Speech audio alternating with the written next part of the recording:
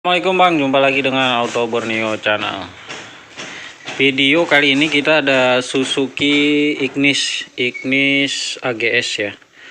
Yang mana untuk Suzuki Ignis ini tidak bisa jalan dikarenakan kabel sling dari AGS itu putus ya.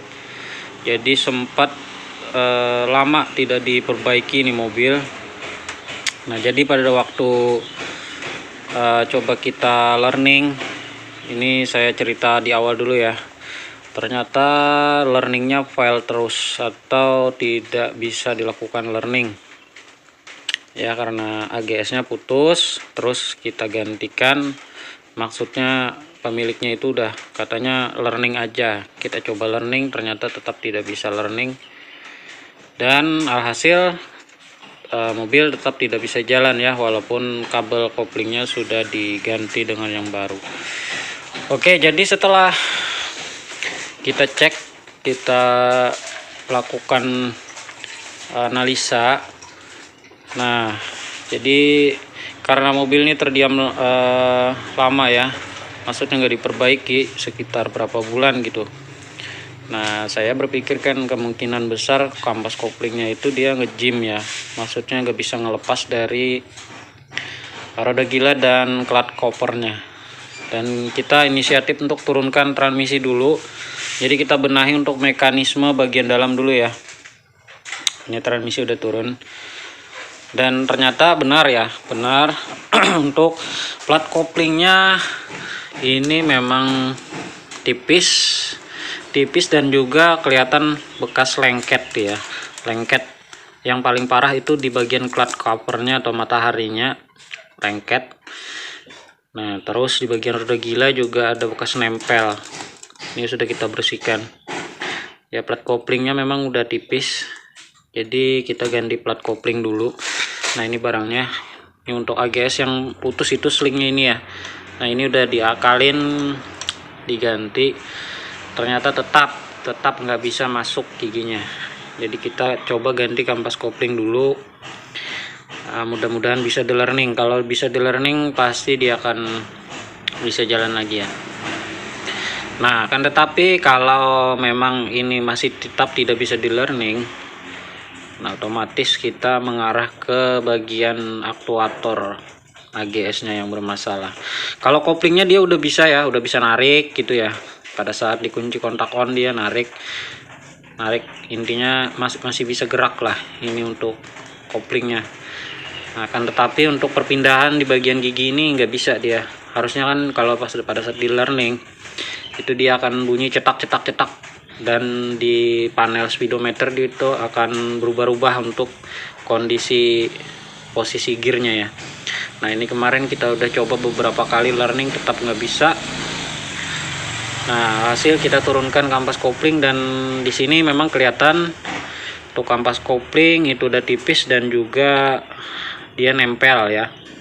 Nempel tuh kemungkinan karena kelamaan nempel, dia pada saat diinjak kopling itu dia nggak bisa lepas antara klat cover dan roda gila, jadi nempel terus. Nah, itu juga salah satu kemungkinan besar dia kan pembacaannya nggak bisa ngelepas ini kampas kopling ya. Nah, itu sih untuk teorinya seperti itu ya. Kalau yang manual kan, kalau ini apa namanya, ini nempel pada saat hidup mesin itu nggak bisa dimasukin giginya karena dia masih muter aja, dia nggak ngelepas ya. Nah, ini kita coba nanti kita pasang lagi, apakah akan bisa normal untuk learning transmisinya. Oke. Jadi ini Ignis yang AGS ya. Untuk kampas koplingnya mirip dengan yang manual. Memang manual, cuman ada perbedaannya untuk kampas koplingnya itu.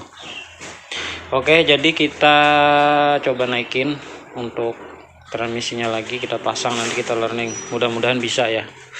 Kalau nggak bisa ya berarti bagian AGS yang bermasalah. Oke, kita lanjut aja. Oke, teman-teman. Nah, jadi di sini saya ada melakukan learning ya. Jadi kita learning menggunakan scanner. Nah, jadi ada beberapa DTC yang masih muncul dan yang tidak bisa dihapus itu ada 4 item ya, 4 item. Jadi kodenya itu 18 P1844 P 185A, 185B dan 080A. Nah, jadi kita lakukan learning, tetapi tetap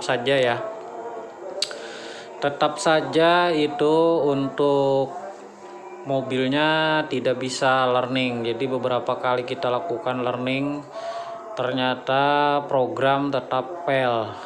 Fail itu artinya gagal ya.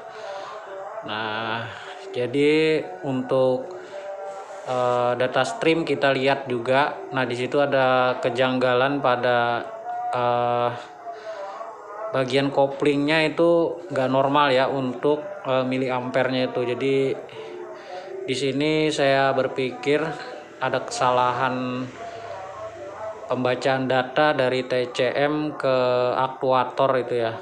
Nah, jadi dari sini kita berpikiran untuk bongkar total aktuatornya atau AGS-nya ya, dan diperiksa juga untuk arus-arus yang ke TCM. Nah, jadi di sini kita lakukan pembongkaran dan kita bersihkan, kita ganti minyaknya dengan yang baru, dan ternyata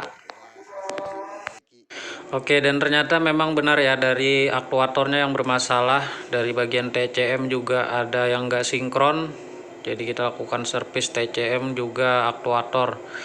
Nah, ini kita lakukan pengetesan ya. Alhamdulillah sudah bisa di learning, tapi tidak sempat saya videokan untuk learning. Jadi mobil udah bisa jalan, maju dan mundur, serta perpindahannya juga sudah smooth ya. Nah, ini kita lakukan percobaan maju dan mundur dulu, dan ternyata sudah bisa ya bosku ya. Nah, jadi begitu teman-teman yang punya Ignis AGS ya, Matic AGS, itu sangat rentan sekali nanti apabila putus link ya, seperti ini ya, mobil nggak bisa jalan dan harus dilakukan learning serta pengecekan yang lainnya. Terima kasih.